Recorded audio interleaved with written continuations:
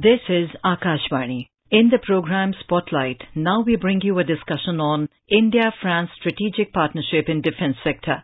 The participants are Commodore C. Uday Bhaskar, defense analyst, and Ajay Banerjee, journalist. Commodore Bhaskar, Prime Minister Modi heads to France. He will be the guest of honor at the Bastille Day Parade in Paris on the 14th of July. Before that, there is a lot of activity in the Ministry of Defense. There are talks about how we are going to enhance our strategic partnership with France. We'll go step by step. The first is a talk of a marine version of the Rafale fighter jets for our aircraft carriers. There is a talk of adding 3 more Scorpene submarines to the existing order of 6 Scorpene submarines. There are talks of 2 types of engines. One, the fighter jet engine, which French company Safran has offered to make for the advanced medium combat aircraft, and also the helicopter engine for the Indian multi-role helicopter. Commodore Bhaskar, these are 4 path-breaking technologies. How do you see this happening? How do you see this going ahead? What is the significance of Prime Minister Modi's visit to France on the 14th of July? Prime Minister Modi's visit to France is a very important event as far as the bilateral relationship between India and France is concerned. As you have rightly pointed out, he is going as the guest of honor for France's annual Bastille Day Parade. Now, as we know from our experience in India, when we select or invite a certain leader for the Republic Day Parade, there is a certain symbolism about the nature of the bilateral relationship, what I would describe as the texture of the relationship. And I think it is very significant for Prime Minister Modi that he is being invited as the guest of honor by France. And we also have to see this as a back-to-back visit with the state visit that Prime Minister Modi had undertaken to the United States in June. So in that sense, I would say the first box to be ticked is that it is an endorsement and acknowledgement of Prime Minister Modi's own profile at this point in the global arena. As far as the defense relationship is concerned, and there is reference to the Rafale aircraft, there is also talk about the Scorpene submarines. These have been identified as the likely areas that would be closed as part of the bilateral agreements. My own assessment as an analyst is that as far as the Rafale aircraft and the submarines are concerned, these are part of an ongoing bilateral military inventory relationship, and it bears recall that with France there is a certain pedigree, meaning that we are now in 2023. The first major platform acquisition from France was way back in 1953 when India had acquired the Tufani aircraft. So I think there is both legacy and pedigree as far as the platforms are concerned, in this case the Rafale as also the Scorpene. But Ajay, to me, the most significant, I would say, box is that which refers to the possibility of the co-development of a fighter jet engine between India and France. So to summarize this, I would say that while the acquisition of platforms is tactical, India has been acquiring platforms from a number of countries. We have an old relationship with Moscow. We have a new relationship with Washington, D.C. And we are now, in a way, infusing content into a relationship that we have had with France for 7 decades. But if we can really pursue the co-development of the fighter jet engine, that is a very big step for India to acquire technology that would enable, first of all, the manufacture in India of a globally accepted fighter jet engine, and then see what kind of technology transfer and design know-how is possible. That, to my mind, is strategic. Commodore Bhaskar, you have made a very valid point about the fighter jet engine. Remind our viewers that India and France are in an advanced stage of talks to make a 110 kilonewton engine to power the advanced medium combat aircraft. This engine will be made in India, and Safran has offered the transfer of technology to India. Now, Commodore Bhaskar, you have brought out very important points. Our 7-decade-old relationship with France, starting from 1953, when we purchased the first equipment, right into the 80s, when we got the Mirages, and later on we got the helicopters. Rather, in the 1960s, we started getting the helicopters from them, the licensed permission to produce them in India. And then we went on to have the Rafale jets, the Scorpene submarines, and so on and so forth. And now we are looking at a different kind of technology. Commodore Bhaskar, do you think that in case India is to balance its relationships with Russia, can France emerge as an alternative or a technology partner to India in the future? Ajay, over the last decade, there has been, I would say, a certain dilution as far as the Moscow relationship is concerned by way of the military inventory, both in terms of platforms as also the reliability of getting spares for the entire Indian military, which is the Army, Navy and the Air Force, for a variety of structural reasons. This has been exacerbated by the war in Ukraine. So to that extent, I think India should be looking at other viable options. And in that context, I think France emerges as a very important potential candidate to supplement what India has been obtaining from Russia. Now, this again has to be seen at the level of the broader bilateral, which is India-EU. To the extent that India has identified certain countries, either individually or as clusters, for its own strategic partnership, the EU is a very important player, but we are also aware that in strategic terms, the European Union has aligned itself with the United States. And India has a very positive relationship with the US in terms of the strategic determinants. So I would say that there is a complementarity wherein India can perhaps nurture its partnership both with the US and with the EU. And under the umbrella of the EU, it has to deal with individual nations. And this is where I think France has a very special place. One is the pedigree part that you also identified going back to the early 50s, when the Indian Air Force, the Indian Navy, and also I would say the broader level of cooperation between India and France was a fairly positive experience, whether it is the Tufani or the Alouette or the Alizé aircraft that the Navy had acquired.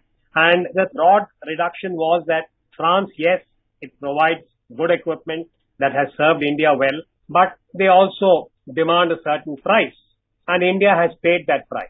Now when we are in the 2020s, I think France is also a country that has a certain niche capability in nuclear propulsion, and we are aware that India is looking for options as far as its own nuclear propelled submarines are concerned. We currently have a fairly valuable partnership with Russia in that regard.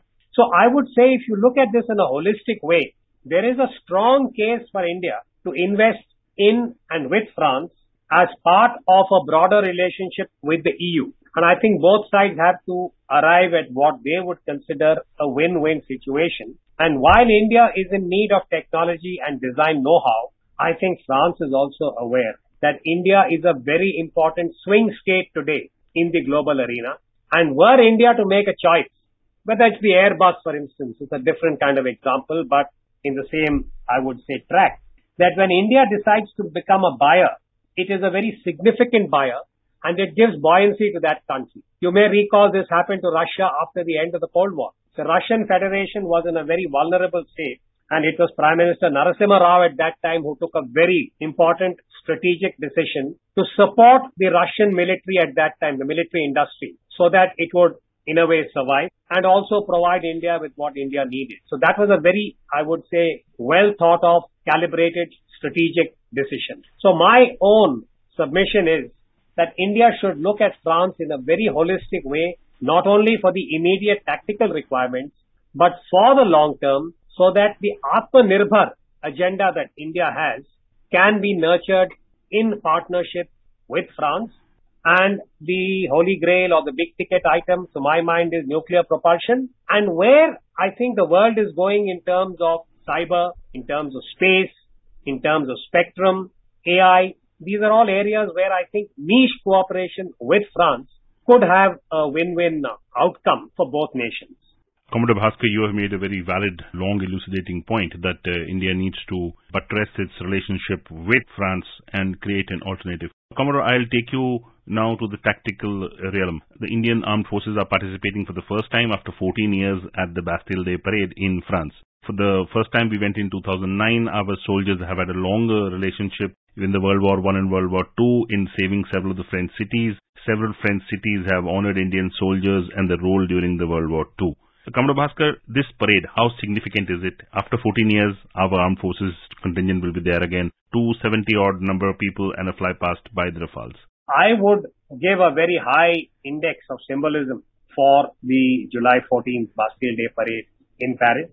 And I'm so glad you brought out this often forgotten point that the Indian Fauji was there in World War I, perhaps as part of the British military at that time. But both in World War I and in World War II, the Indian Jawan was there, the Indian soldier was there. when Europe had to be defended, when Europe had to be freed from the forces of fascism and other negative elements, both in World War I and World War II. So I saw a few clips on social media of the Indian contingents practicing for the parade, and it was really heartwarming, and I felt very proud as an Indian. So I think the symbolism is very rich, and I think it is also appropriate that we have a woman pilot who is going to be part of the contingent in the flight past. And I think the sight of the Indian Jawans, the Indian troops, the Indian military over there is something that would be, I think, very, very proud for all Indians. And it would also burnish the visual part, the visible part of Prime Minister Modi's visit to France. Commodore Bhaskar, when Prime Minister Modi is there will be a lot of talk, as you have pointed out, to strategic tie-ups, long-term technology partnerships. Now, there is also talk emerging from Ministry of Defence that the existing engine of the Dhruv helicopters, which around 280 of those are flying with the Navy, the Air Force and the Army, that the existing engine, India will get additional transfer of technology of that very engine. And also a new engine for the Indian multi-role helicopter, which is a 13.5-ton helicopter, which we are planning as a replacement for the Mi-17, the Russian origin helicopters, which we at the moment fly. So how do you see these two examples, sir, which are coming up, possibly may come up during Prime Minister Modi's visit? Well, again, I would say that these are potentially very, very encouraging and should be pursued very diligently. But I do want to add one observation here, Ajay, if I may, which is that in the run-up to the Prime Minister's visit, we have seen a lot of media commentary that seems to suggest that India would be able to partner with, whether it's France now or if you remember the US visit, and design a new engine. Now, this is very ambitious. Designing ab initio a new aero engine, whether it is for the jet aircraft or for the helicopter, is an exceedingly complex and difficult task.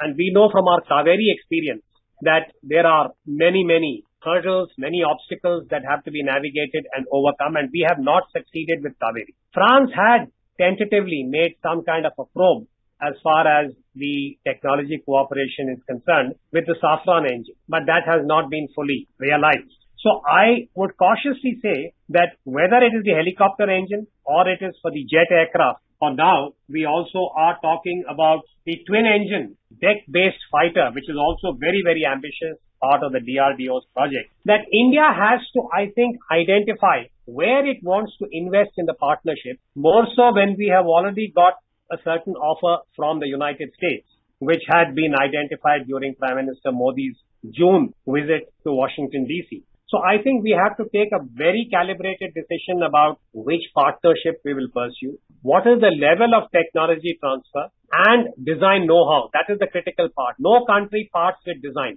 And I think we have to be aware of that. If we are able to enter into a commercial deal with France for design know-how, whether it is the Airbus for the commercial aircraft or the final decision for the jet engine or the helicopters, I think India has to very diligently work on acquiring design know-how. We know how long it took China to reach that stage of some degree of competence and proficiency in an indigenous jet engine for China. Like that, we have to be very realistic about what we can absorb and see whether or not the country that we partner with, whether it's a France or a United States or anyone else, we are able to ensure the appropriate degree of, first of all, manufacturing know-how, technology transfer, and then design know-how. So I would say this is potentially very encouraging, but we have to see the fine print and proceed very carefully to see whether or not this is affordable, sustainable, and does it meet India's operational tactical requirements in the short and medium term. Commodore Bhaskar, you made very valid points about India's technology, how we shape it up and how we will talk about it in future, how long-term prospects are being imagined with France. Prime Minister Modi makes a visit to France on July 14th. Thank you for making these points, Commodore Bhaskar. Thank you for speaking to us. Thank you. You were listening to a discussion on India-France strategic partnership in defense sector. The participants were Commodore C. Uday Bhaskar, defense analyst, and Ajay Banerjee, journalist. This program was produced and presented by the News Services Division of Akashvani. You can listen to it on our mobile app, News on Air. This program is also available on our YouTube channel, News on Air Official.